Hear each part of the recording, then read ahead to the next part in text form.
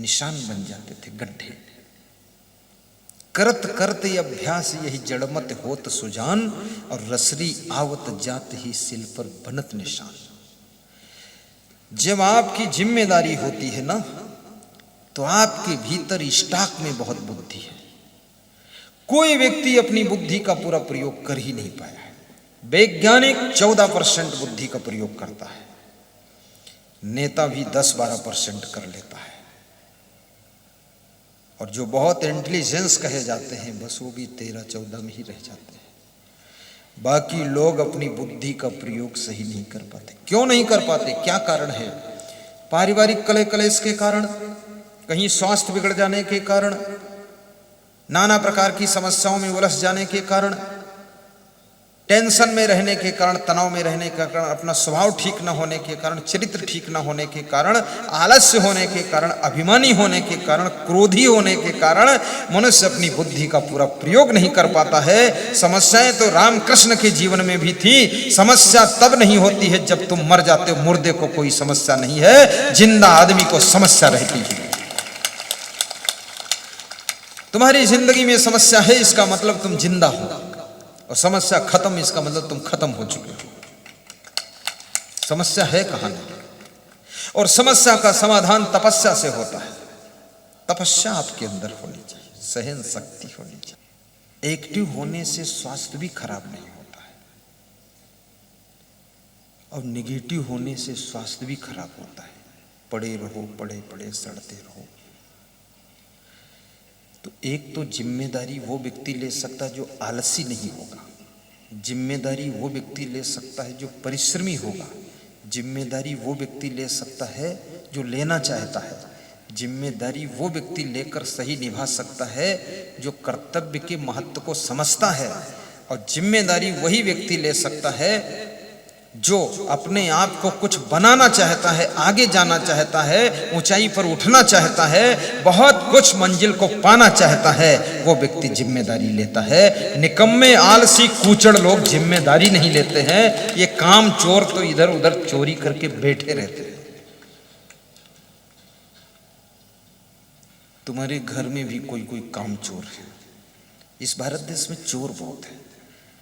रुपया चोर, सामान चोर, गेहूं चोर, चावल चोर, चप्पल चोर, बर्तन चोर, रजाई गद्दा चोर, गोबर चोर, पैरा चोर, सब तरह का चोर है। और इन सब चोर में सबसे खतरनाक चोर है काम चोर। बहुत खतरनाक है। काम चोर है, काम करने नहीं चाहता, दांव काट जाता है, लेकिन उसको ये पता नहीं इससे मैं ही डाउन हो रहा हूं, मेरा ग्राफ गिर रहा, मेरी क्रेडिट गिर रही, मेरी प्राइस गिर रही है, और मेरा सम्मान कम हो रहा, मेरी डिमांड गिर जाएगी। याद रखना, जिस व्यक्ति की डिमांड खत्म हो जाती है, उसका कमांड खत्म हो जाता है, फिर वो व्यक्ति किसी काम का नहीं रह जाता है। इसलिए अपनी योग्यताओं का प्रयोग करो, क्षमता का प्रयोग करो, बुद्धि का प्रयोग करो, तो आपकी इस शरीर से काम लो तो शरीर मजबूत होता है। खड़ी का नाम खटारा, चलती का नाम गाड़ी। चलती का नाम गाड़ी है और खड़ी है तो खटारा हो जाती है। ऐसे ही शरीर को भी चलाते रहोगे, काम करते रहोगे, तो ये आपका शरीर स्वस्थ भी रहेगा, चमकता भी रहेगा, बुद्धि भी तेज रहेगी। और इससे काम नहीं लोगे तो इतने बुद्धूनाथ बनोगे, तुमका अपने बुशर्ट के बटन भी उल्टा पलटा लगी हो, और उल्टा कुर्ता पहरी घूमी हो, और चप्पल बाएं में का दाएं पहरी हो, दहिना वाला बाएं पहरी हो। लोग कहें उल्टा पहरी हो तो तुम कहा तुम्हारा उल्टा ही खोपड़ी है, चलो जाए तो। ये सब बिगड़ेगा दिमाग। सारी जिम्मेदारी लीजिए। और हम अपने संतों की केवल जिम्मेदारी नहीं लिए, दूसरे संतों की भी लेते हैं। जैसे ये महात्मा बैठे, इनक्यों लेना, इनसे हमसे ज़्यादा मतलब तो रात नहीं, लेकिन है जिम्मेदारी। हम इनको बता दें तुम बैठो, और जब मिले सुबह तो 100-100 रुपया सबका देना। हम कि नहीं विदाई नहीं है, मिलने की दक्षिणा है, और जब जई हो तो फिर और देवे। ध्यान रखते हैं। अब कुछ ना दे हो तो ये कमंडल लेके फिर चलते हैं, जिन्हें कंजड़ो आदमी दे कुछ ना। हम बिहार में गए, वहां कम से कम 10, 20, 30 आश्रमों में भी हमने सबकी जिम्मेदारी लिया। अब फोन से मैं बात नहीं करता हूं दोबारा, सबको रुपया दिए और रुपया देवाएं। मिनिस्टरों से देवान, सांसद से देवान, विधायकों से देवान, खुद हमने कम से कम 15 लाख हमने बांटा वहाँ 4 साल में। और साथ साथ में जनता से देवान। गुजरात जाता तो वहाँ जिम्मेदारी ले लेता और दोबारा घूमे बात नहीं, क्योंकि कोई का आश्रम हम लेना नहीं चाहते तो बार बार खुसुर फुसुर बतलात का हुआ जो ले नहीं हम, क्योंकि लेने में हम फंस जाएंगे, प्रवचन कैसे करेंगे? दुनिया भर का सब आश्रम के लफड़ा बनाए। बस सहयोग करो, मदद करो, उनकी जिम्मेदारी उनको समझा देता हूँ। प्रवचन किया मैंने, उन्होंने हमसे कहा नहीं था हमारे यहाँ कुछ मदद करवाना। 17 लाख रुपया इकट्ठा हुआ था, 3री मंजिल आश्रम बन गया। तो बोले प्रोग्राम करूँगा, हमने कहा अभी नहीं, 2 साल रुको, आश्रम बना लो, प्रोग्राम की जल्दी नहीं। तो नर्मदा जिले के लोग बोले हम करेंगे, हमने कहा तुम कर लो, इनका नहीं होगा। जिम्मेदारी लेने से बुद्धि बढ़ती है। और मैं आपको सच बताता हूं, अपने रिश्तेदारों की भी जिम्मेदारी लो। ग्वालियर में एक भक्त हमारा रहता है, उसका नाम शायद रमेश है, ठेकेदार। वो कह रहा था मेरे घर में एक चम्मच तक नहीं था, कटोरी तक नहीं थी। और हमारे पिताजी बहुत देवता आदमी, देवता मतलब वैधा आदमी, जौन वैधा हो तो का देवता लोग बताते। जौन स्त्री बहुत वैधी हो कहती गाय रूप है, गाय मतलब बुद्धि नाई है, वैधी खड़ी है। और सदवन में यहाँ जौन मूर्ख साधु हो तो का कहते बहुत सीधे हैं, सीधे नहीं मूर्ख है पक्का, कुछ अक्ल नहीं। हाँ सीधा कहे क्या, सीधे का कहूँ हम टेढ़े हैं जो तो ये भाषा है, चोट ना लगे उसका। तो सेटिंग को संभालो इस तरह से। रिश्तेदारों की जिम्मेदारी रमेश ठेकेदार ने लिया। वो ठेका लेते थे मकान बनाने का, उसमें कुछ बच जाता था 2-4 हजार। ठेका लेते लेते देखते देखते उस सब रिश्तेदारों की जिम्मेदारी लिया, घर की लिया, परिवार की लिया। वो धीरे धीरे बिना पढ़ा लिखा इंजीनियर हो गया। पढ़ा लिखा नहीं, डिग्री नहीं उसके पास। ऐसे नक्शा बनाता है, दिल्ली के बड़े बड़े इंजीनियरों के कपड़े उतार देता है। इतना बुद्धिमान व्यक्ति निकला। बुद्धि बढ़ गई जब जिम्मेदारी लिया। मेरे साथ बैठा, बोले गुरुदेव 2000 नक्शा बना चुका हूं, कोई भी नक्शा एक नक्शा जैसा नहीं है, सब नए मॉडल का बनाता हूं। तुम भी जिम्मेदारी लोगे, बुद्धि बढ़ेगी, और बुद्धि बढ़ेगी तो समृद्धि बढ़ेगी, और समृद्धि बढ़ेगी तो आप सबकी मदद कर सकोगे। इसलिए जिम्मेदारी लीजिए। और बुद्धि बढ़ाने का एक फार्मूला है, भोजन कम खाया करो, कम खाओ। अब तुम कहोगे कितना कम खाएं? जितना खाते उसका आधा खाओ। कल से देखो खा करके। पेट भरने के लिए मत खाओ, काम चलाने के लिए खाओ। कि हमें जरूरत कितनी एनर्जी की है। जैसे केला है, 10 केला खाओगे 2000 कैलोरी एनर्जी पहुंचेगी। तो 2000 कैलोरी एनर्जी तुम्हारी खर्च होगी कि नहीं होगी? अगर नहीं होगी तो तुम्हारे चेहरे पर सुस्ती, उदासी, डाउनिंग, नींद, ऊंघ ये सब पैदा होगी। इसलिए और जब कम खाओगे, और ये भी देखो सूट क्या करता है। अब केला सूट नहीं करता फिर भी खा रहे हो, दही बड़ा सूट नहीं करता फिर भी 2-4 बड़ा सांचे दांव मिला खा लो। आज मैं अनुपम के यहाँ गया, वहाँ दही बड़ा और खीर थी। तो हमने कहा गजब मामला है। तो दही बड़ा का एक टुकड़ा इतना काट कर खाया, फिर जो भगत वहाँ खड़े थे उनको थोड़ा थोड़ा काट काट के दे दिया, सबको बांट दिया। सब भगत चाहते थे हमको दे दें गुरुदेव, ना खाएं तो ठीक है, वितरण कर दिया। क्योंकि दही बड़ा है, दही है, ठंडा है, उसमें उड़द है वो भी ठंडा है, तो शाम को फिर गला पकड़ेगा, ये खांसी मारेगा। तो ये भी विवेक रखो कौन चीज नुकसान करेगी। इसको युक्ताहार विहारस्य कहते हैं। और कम भोजन खाने से बुद्धि बढ़ती है, हंसने से बुद्धि बढ़ती है, टेंशन ना करने से बुद्धि बढ़ती है, और दूसरों का सम्मान करने से बुद्धि बढ़ती है, और गहरी नींद सो लेने से बुद्धि बढ़ती है। और याद रखना, गुस्सा को कंट्रोल कर लेने से महाबुद्धि बढ़ जाती है, बहुत बुद्धि। और थोड़ा ब्रह्मचर्य का पालन करो तो बुद्धि के सागर हो जाओगे। बुद्धिहीन तन जान के सुमिरो पवन कुमार, बल बुद्धि विद्या देहु मोहि हरहु कलेश विकार। और पवन कुमार को सुमिरन करने का क्या अर्थ है? थोड़ा ब्रह्मचर्य का पालन करो, हनुमान जैसी नम्रता भी हो, अभिमान ना हो, बुद्धि बढ़ेगी आपकी। हमारे संत महात्मा एक समैया गाते हैं, ज्ञान घटे नर मूढ़ की संगति, ध्यान घटे चित्त को भर माई, तेज घटे सब भोग की संगति, बुद्धि घटे बहु भोजन खाए। बहुत भोजन खाओगे बुद्धि घट जाएगी, बिल्कुल नहीं खाओगे तो मर ही जाओगे। कुछ थोड़ा खाना पड़ेगा, जो चीज नुकसान करती मत खाना।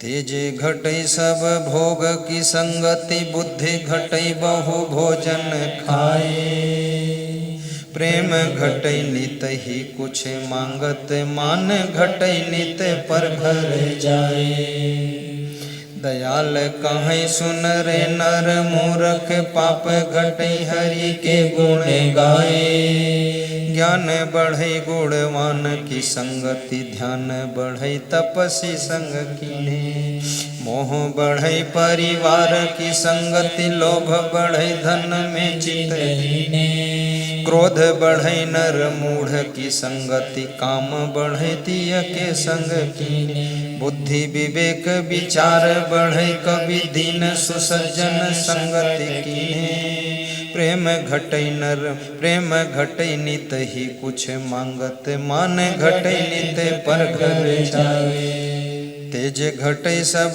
भोग की संगति, बुद्धि घटे बहु भोजन खाए, ज्ञान घटे नर मूढ़ की संगति, ध्यान घटे चित्त को भर माए, दयाल कहीं सुन रे नर मूर्ख, पाप घटे हरि के गुण गाए, पाप घटे हरि के गुण गाए, पाप घटे हरि के गुण गाए। मुझे विश्वास है कल से तुम बुद्धिमान बन जाओगे।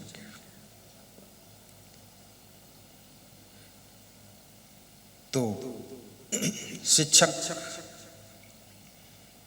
पाजामा को उठाकर खूंटी में टांग देता है, आंसू पोंछ लेता है, पैंट शर्ट पहनकर स्कूल चला जाता है, माँ के पैर छू कर जाता है। स्कूल में बच्चों को पढ़ाता है, मुस्कुराता है। बच्चे पूछते हैं पाजामा कुर्ता सर पहनकर नहीं आए, अभी रेडी नहीं हुआ है, अपने घर की लड़ाई झगड़ा की बात नहीं बताया। याद रखना, जिसके घर की समस्या घर की दीवारों के बाहर नहीं पहुंचती है, वह घर कभी भंडाफोड़ नहीं होता है, और जिसके घर की अच्छाई पूरे देश में फैलती है, वह घर कभी विकास से रुकता नहीं है, विकास होता ही रहता है। अपने घर की अच्छाइयों को फैलाओ, और घर में कोई कमी है उसको घर ही तक दीवालों के अंदर दफन कफन करो। पड़ोसी से कहने मत जाओ मेरे घर ये हुआ। शिक्षक स्कूल से वापस मुस्कुराता हुआ लौट रहा है, द्वार पर बैठी हुई मां के पैर छूता है। नाराज नहीं है, कोई तुम्हारे साथ में गलत व्यवहार करे फिर भी नाराज न होना, ये आपकी साधना है। पैर छूता है तो मां कहती, बेटा तेरे पाजामा का काम मैंने कर दिया है। आंगन में गया, बहन मिली, उसने कहा भाई साहब नमस्ते, आपका पाजामा मैंने कंप्लीट कर दिया है। अंदर कमरे में गया, वाइफ मिली, उसने कहा कि पति देव तुम्हारे लिए माँ बाप को छोड़ा, भाई बहन को छोड़ा, आज आपका छोटा सा काम नहीं किया, दुख लगा, आपका काम कर दिया, पाजामा रेडी है। तो शिक्षक ने कहा फिर लाओ पहन लेता हूँ। पहन कर खड़ा हुआ तो पाजामा ना तो पाजामा में रहा, ना अंडरवियर में रह गया। तो शिक्षक ने पूछा क्या हुआ माँ? तीनों ने सलाह करके पाजामा नहीं काटा। बोले अपने घर में तो सलाह होती ही नहीं है, सब मनमानी करते हैं। मैंने अलग से 4 अंगुल काटा, तेरी वाइफ ने 4 अंगुल अलग से काटा, बहन ने अलग से काटा, 12 अंगुल काट दिया, मोड़ मोड़ कर काटा, 16 अंगुल काटा, पाजामा की सत्यानाश हो गई, पाजामा बनने के बजाय बिगड़ गया।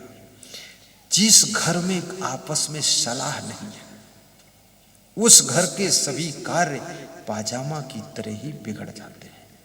इसलिए बाप बेटे भी सलाह कर लो, सास बहू सलाह कर लो, पति पत्नी सलाह कर लो और समझ लो, और तुम्हारे घर में जो सबसे इंटेलिजेंस व्यक्ति है उसके डिसीजन को सब लोग स्वीकार करो, उसको धन्यवाद दो। बुद्धिमान की बुद्धि से काम लेना भी सीखो। घर में जितने लोग होते सभी बहुत बुद्धिमान नहीं होते, लेकिन बुद्धू भी नहीं, कुछ मीडियम बुद्धि के होते, लेकिन कुछ टॉप बुद्धि के होते हैं। जो तुम्हारे घर में मास्टर माइंड है उस व्यक्ति का ध्यान रखो, क्योंकि मास्टर माइंड अगर सुरक्षित है तो आपका घर सुख शांति समृद्धि से भरा रहेगा। और मास्टर माइंड का ही पूरा खेल होता है।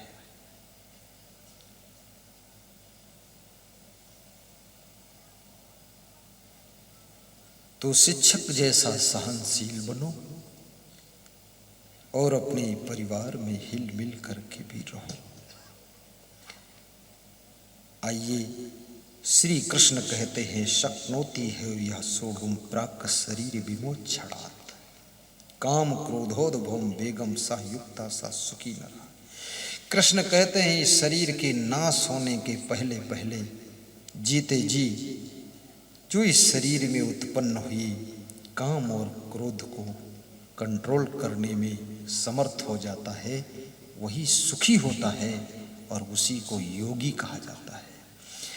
आपके अंदर काम क्रोध लोभ मोह अहंकार ईर्ष्या द्वेष सब सूक्ष्म रूप में भरे पड़े हैं, और इनको यदि नियंत्रित कर लोगे तो तुम महान बन जाओगे। नियंत्रित नहीं कर पाओगे तो ये तुमको शैतान बना देंगे, और इनको पूरा कंट्रोल कर लोगे तो भगवान बन जाओगे। भगवान राम ने वशिष्ठ जी से पूछा कि भगवान बनने के लिए क्या करना चाहिए। आज तक कोई ये प्रश्न पूछता नहीं, भगवान बनने के लिए क्या करना चाहिए। राम ने योग वशिष्ठ के अंतर्गत ये निर्वाण प्रकरण में प्रसंग आया है, तो राम ने पूछा कि भगवान बनने के लिए क्या करना चाहिए। वशिष्ठ जी कहते हैं, जीवा इंद्री चा जननेन्द्रिया निगृहीतानि सर्वशा भगवानम भवेत्। जो अपनी जीवा इंद्री को और जननेन्द्री को निगृहित कर लेता है अर्थात बस में कर लेता है वो तत्क्षण भगवान बन जाता है। ये इंद्रियों को वश में करने वाला ही भगवान बनता है। जिह्वा इंद्री ये कोई छोटी मोटी इंद्री नहीं, जिह्वा इंद्री बड़ी लोलुप इंद्री है। आपके आंखें दो हैं, काम एक है देखने का, कान दो हैं, काम एक है सुनने का, लेकिन जीभ है कि इसके काम दो हैं। एक तो स्वाद लेने का, दूसरा बोलने का काम है। इसके पास डबल ताकत है, डबल डिपार्टमेंट है। और जीभ ज़्यादातर लोगों की बे कंट्रोल चल रही है। बोलने में भी एडवांस है जीभ, खाने में भी एडवांस है जीभ, स्वाद लेने में। ये मांस मछली अंडा सरा ये सब क्यों लेते लोग? ये जीभ के स्वाद के कारण ही लेते। मैंने एक मांस खाने वाले बच्चे से पूछा, तू मांस क्यों खाता है, क्या इससे होता है? तो बोला, जब दांत के नीचे दबाता हूँ ना तो ये बिल्कुल ऐसे लगता है, कच कच जैसा लगता है, तो अच्छा रबड़ जैसा लगता है, ऐसा बोला। मैंने कहा अंडा क्यों खाता? बोले टेस्ट बहुत आता है। अब ये सब खाते हो, इसमें कितना पाप हो रहा है, जीव हिंसा हो रही है। संत कबीर भी चिल्ला रहे, जीव मत मारो बापूरा सबका एक ही प्राण, हत्या कबहु न छूटी है जो कोटिन सुनो पुराण। तुलसीदास भी कहते हैं, दया धर्म को मूल है पाप मूल अभिमान, तुलसी दया न छोड़िए जब लग घट में प्राण। चाणक्य कहते हैं, शांतुल्यम तपोनास्ति न संतोषात परम सुखम, न तृष्णा या परोव्याति नच धर्मो दया समा। दया के समान कोई धर्म नहीं। जीव दया और आत्म पूजा कहीं कबीर धर्म नहीं दूजा। दयालु दिल के पति बनो, दयालु दिल के शिक्षक बनो, दयालु दिल के डॉक्टर बनो, दयालु दिल के संत बनो। दयालु दिल का इंसान महान होता है। करुणा अंदर होनी चाहिए। तो मैं एक प्रसंग और आपको सुना रहा था कि जिसके घर में 7 बातें होती उसके घर में लक्ष्मी का निवास होता है। धृति, दमो, क्षमा, जिसके पास धैर्य है। नंबर 2, जिसकी इंद्रियां वश में है, जिसका मन नियंत्रित है। शौचम, जिसके घर में सफाई, शुद्धता, पवित्रता है। शरीर को भी शुद्ध करके रखो, अच्छी स्नान कर लिया करो, अपने घर के बर्तन भी साफ रखो, कपड़े साफ, गद्दे साफ, रजाई साफ, यदि हो सके तो रजाई में कवर चढ़ा लिया करो, क्योंकि रजाई पानी से धोई नहीं जाती। और उसको संभाल कर बिछाओ, ओढ़ो। कितने लोग रजाई बिछा देते उसके ऊपर बैठ जाते। रजाई पर बैठना नहीं चाहिए, और रजाई में नाक वाक नहीं पहुंचना चाहिए। कितने लोगों को मैंने देखा कि नाक छिनक करके अपने पैंट में पीछे पहुंच लेते हैं, और पीछे से नाक चिपकी हुई दिखाई देती, लोगों को पता चल जाता है, बोर्ड लगा हुआ है कि नाक यहाँ चिपकाई जाती है। कितने लोग नाक छिनक कर दीवार में चिपका देते हैं अपने गेट के सामने। सब सफ़ेद सफ़ेद चांदी जैसी चमकती रहती है। लोगों का ध्यान ही नहीं कि ये हम कर क्या रहे हैं। और कितनी महिलाएं नाक सब अपनी साड़ी में पहुँच देती है, बच्चों की। उसके बाद कभी हम कदाचित पहुँच गए तो चरण धो करके हमारे चरण उसमें पहुँच देती कि थोड़ा माल आप भी ले जाओ महाराज। वो हमारे 2 संत मनाही करते रहते, इसमें मत पहुँचना, मत पहुँचना। अरे बोले ये माल मेरी फैक्ट्री में ही बनता है और कहीं नहीं मिलेगा, ले जाओ। गंदगी बहुत है।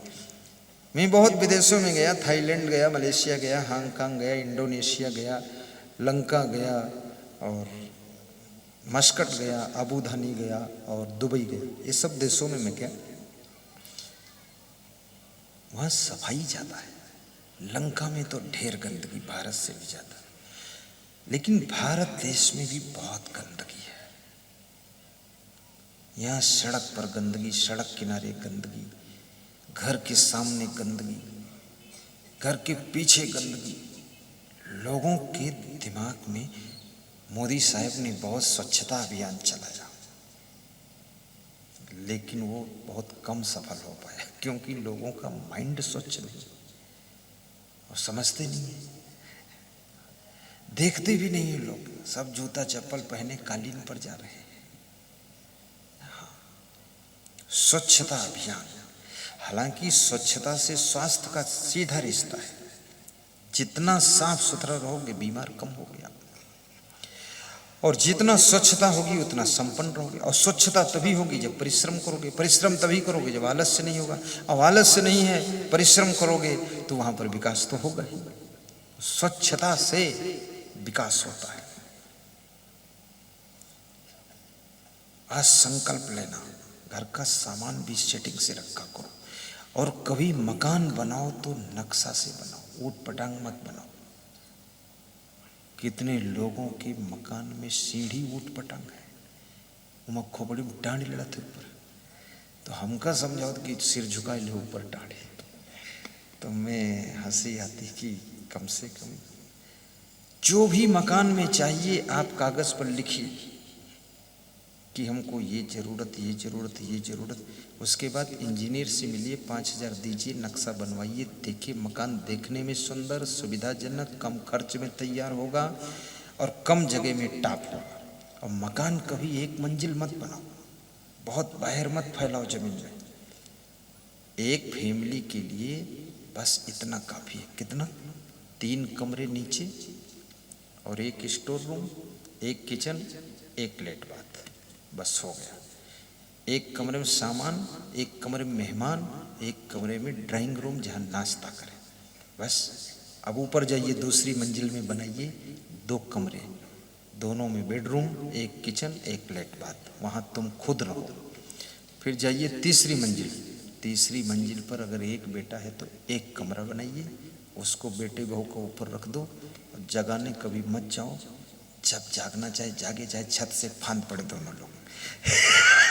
उसके चक्कर में क्यों पड़े हो? सवेरे सवेरे भगवान का नाम लो, ये भूत प्रेतों को जगाने क्यों जा रहे हो? कितने लोग सवेरे सवेरे भगवान भगवान कुछ नहीं, बस वो गालियां देते हैं कि उठत नहीं सोए के स्वावत हैं, अभी भी लेटे हैं, पति पत्नी दोनों पागल है। ये सब क्या बक रहे फालतू? कौन सुनने वाला है? 2 साल हो गए बकते बकते, कोई सुना समझा? बकना बंद करो, बस अपना उठो, फ्रेश हो, स्नान करो, साफ सफाई करो, 2-4 किलोमीटर पैदल तेज चाल में चलो, शुद्ध हो जाओ, नाश्ता बनाकर खाओ, जब इच्छा हो तब उतरें और इच्छा हो ना उतरें।